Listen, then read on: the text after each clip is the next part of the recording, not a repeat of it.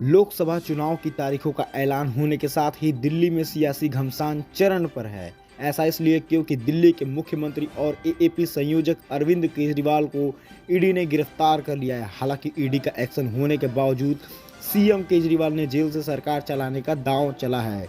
नमस्कार साथियों, एक बार फिर से स्वागत है आप सभी को हमारे यूट्यूब चैनल न्यूज़पेपर में। यदि आप इस चैनल पर नए हैं तो शीघ्र दीजिए चैनल को सब्सक्राइब करना ना भूलें व बेल आइकन दबा लें, जिससे कि आगे की अपडेट आपको मिलती रहे। तो चलिए वीडियो में आगे बढ़ते हैं।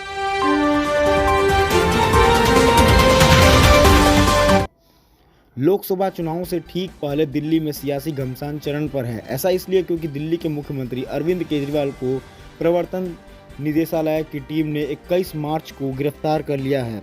अभी वो 28 तक ईडी की कस्टडी में है। भले ही सीएम केजरीवाल सलाखों के पीछे हों, लेकिन दिल्ली की जनता को लेकर वो लगातार आदेश जारी कर रहे हैं। वो जेल से सरकार चलाने का दावा कर रहे हैं। यही नहीं, बैंक टू बैंक उन्होंने 2 आदेश भी जारी किए हैं। जिस तरह से सीएम केजरीवाल ने जेल से सरकार चलाने का फार्मूला निकाला है, सवाल यही नहीं क्या उनका ये अंदाज तुरुप व इक्का साबित होगा। ऐसा इसलिए क्योंकि वो अपनी सरकार के मंत्रियों को निर्देश देकर उन्हें ही जरिए दिल्ली की जनता से सीधे जुड़ने की कोशिश कर रहे हैं। सबसे पहले उन्होंने दिल्ली में पानी के टैंकर की उचित आपूर्ति सुनिश्चित कराने के आदेश जारी किया है। इसके साथ ही सीवर समस्याओं से निपटने के निर्देश दिए। इसके बाद दिल्ली के मुख्यमंत्री ने सरकारी मोहल्ला क्लिनिकों में मुफ्त दवाइयाँ और जरूरी टेस्ट उपलब्ध कराने को लेकर दूसरा आदेश जारी किया है। दिल्ली के मुख्यमंत्री अरविंद केजरीवाल ने ईडी के कस्टडी से मंगलवार को अपना दूसरा आदेश जारी किया है। उन्होंने कहा है कि सरकारी मोहल्ला क्लिनिकों में मुफ्त दवाइयाँ और पैथोलॉजी टेस्ट उपलब्ध कराई जाए। दिल्ली के स्वास्थ्य मंत्री सौरभ भारद्वाज ने कहा कि मुख्यमंत्री चाहते हैं कि किसी भी दिल्ली वासी को उनकी अनुपस्थिति में कोई परेशानी न हो, चाहे वह जेल के अंदर हो या बाहर। जब भी कोई गरीब व्यक्ति दवा लेने के लिए सरकारी अस्पताल जाता है तो उसे दवा मिलनी चाहिए। एक मध्यम वर्गीय व्यक्ति दवा खरीद सकता है, लेकिन दिल्ली में लाखों गरीब परिवार दवाओं के लिए पूरी तरह से सरकारी अस्पतालों और मोहल्ला क्लिनिकों पर निर्भर है। इनमें से कुछ दवाएं जीवन भर लेनी पड़ती हैं।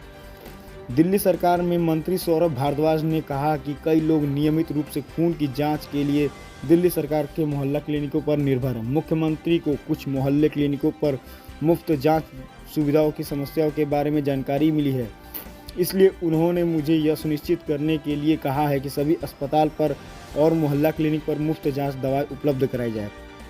हमारे लिए उनका निर्देश भगवान के आदेश की तरह है। हम और इस युद्ध स्तर पर काम करेंगे।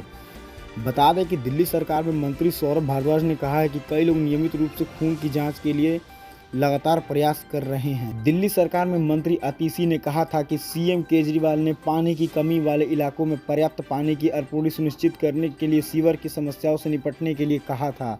उन्होंने कहा था कि अरविंद केजरीवाल ने मुझे एक पत्र और निर्देश भेजा है, जिसे पढ़कर मैं रो पड़ी।